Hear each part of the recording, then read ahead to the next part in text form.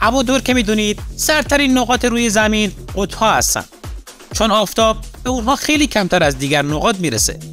اما نکته مورد توجهی که برای افراد زیادی سوال میشه اینه که آیا این دو قطب شمال و جنوب شبیه به یکدیگن؟ پاسخ این سوال هم میتونه بله باشه، هم میتونه خیر باشه. اونها نکات اشتراک و اختلاف‌هایی رو با هم دارن که هم شبیه به هم دیگر و هم کاملا با هم دیگه فرق میکنن. مثلا دمای هوا توی قطب جنوب خیلی کمتره و در نتیجه اون قطب از قطب شمال سردتره. اگه شما هم دوست دارین اطلاعات عمومی خودتون رو بالا ببرید و از موضوعات علمی هنری، حواشی هنرمندان و سلبریتی ها، حیوانات و زندگی فوق‌العاده اونا و همچنین موضوعات انگیزشی و عجایب و موضوعات باور نکردنی خبردار بشید، حتما کانال ما رو سابسکرایب کنید و زنگوله رو هم فعال کنید تا یوتیوب موظف شما رو از ویدیوهای جدید ما باخبر کنه. سلام، به کانال تاپ 10 پرو خوش اومدید.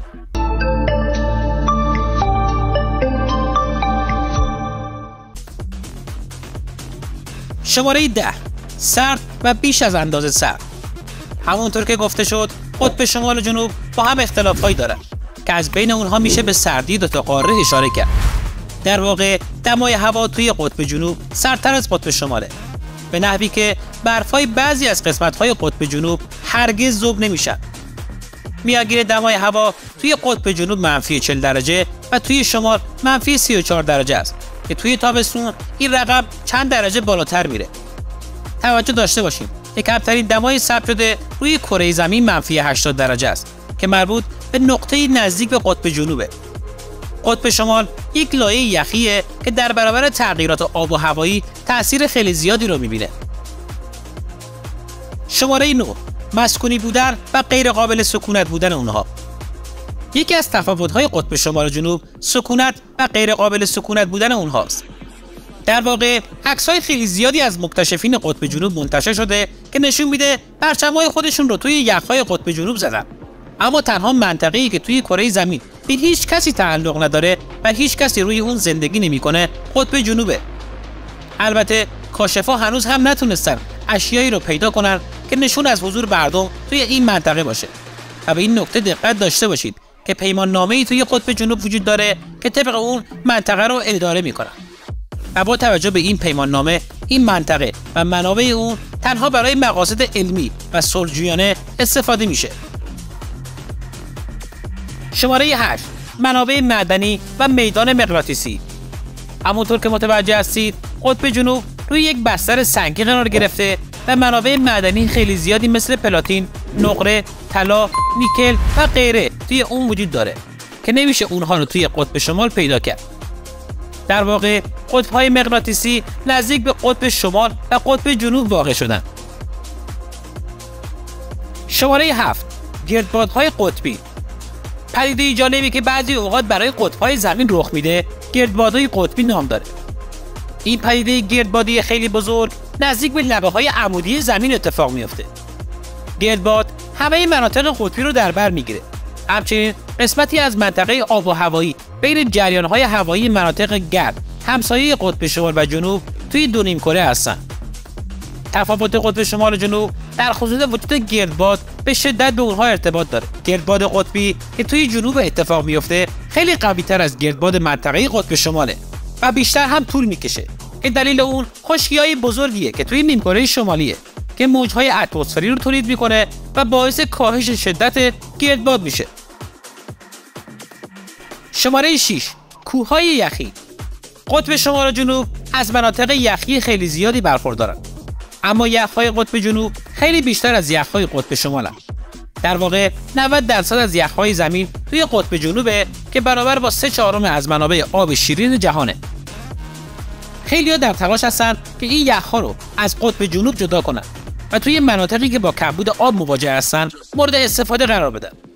حتی میشه گفت شاه عربستان برای بردن یک قطعه یخ 100 میلیون تنی از قطب جنوب به شرق شبه جزیره عربستان برنامه‌هایی رو هم توی سر داره. شماره 5، قاره و اقیانوس. قطب جنوب یک قاره رو تشکیل میده که در مقابل اون منطقه شمال اقیانوس رو هم تشکیل میده و بستری سنگی شکل با دره و دریاچه دور تا دور اون رو احاطه کرده. البته به این نکته هم دقت داشته باشید که توی قاره قطب جنوب یک آتشفشان فعال به نام کوه اربوز هم فعالیت میکنه. در واقع قطب شمال از لحاظ اجتماعی و سیاسی منافع خیلی زیادی برای کشورهایی مثل کانادا، گرینلند، روسیه، ایسلند، نروژ، سوئد، فنلاند و آمریکا داره. اما قطب جنوب به هیچ کشوری متعلق نیست و هیچگاه هم به سکونات افراد در نیومده. شماره 4، طلای سیاه. وجود طلای سیاه یکی از اختلاف‌های قطب شمال و جنوبه که مقدار زیادی از اون توی قطب شمال وجود داره. به همین علت کشور روسیه قسمتی اعظمی از اون رو برده و سعی میکنه که از طریق خط الرأس و لومونوسوف نفت باقی مونده رو هم استخراج کنه. وسعت این منطقه حدود 1800 کیلومتره که بیش از 10 میلیارد نفت خام زیر یخ‌های اون وجود داره. از طرفی آمریکا بخشی از این منطقه را از خودش کرده و کشتی‌های یخشکن خودش رو به اون منطقه انتقال داده تا منطقه آلاسکا رو به عنوان قلمرو خودش مشخص کنه.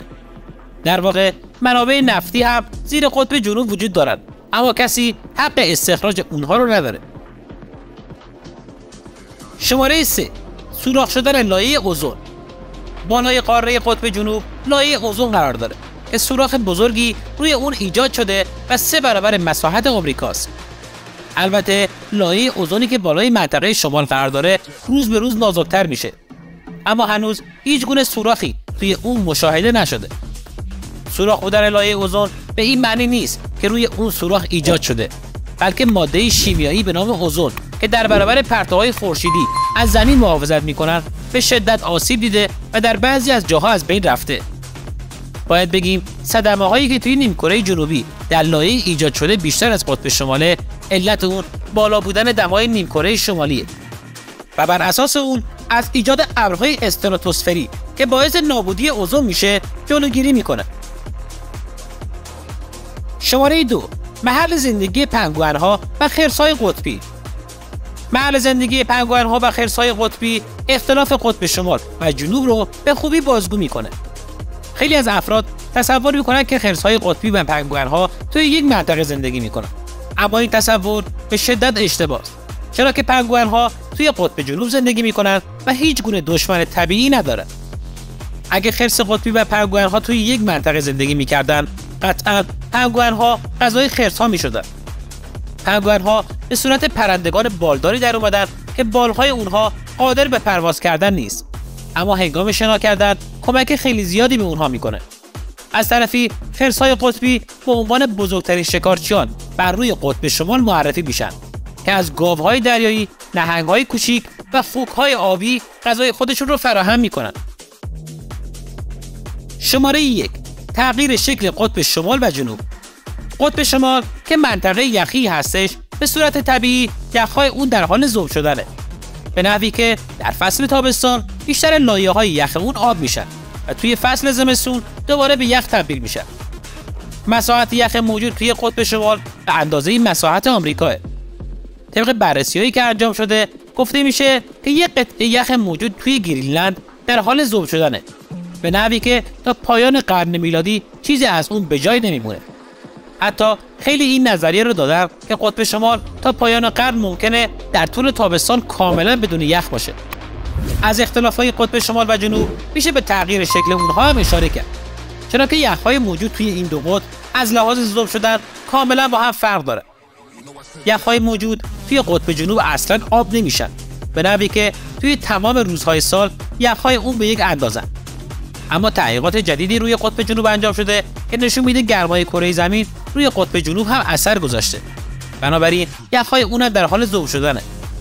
اگه همه یخ‌هایی که توی منطقه جنوب قرار دارن ذوب بشن، ارتفاع آب اقیانوس و دریاها 60 متر بیشتر میشه. شدت ذوب شدن یخ‌های قطب شمال سریع‌تر از قطب جنوبه، چرا که یخ‌های قطب جنوب توی اقیانوسن و سرعت ذوب شدن اونها رو هم افزایش میده.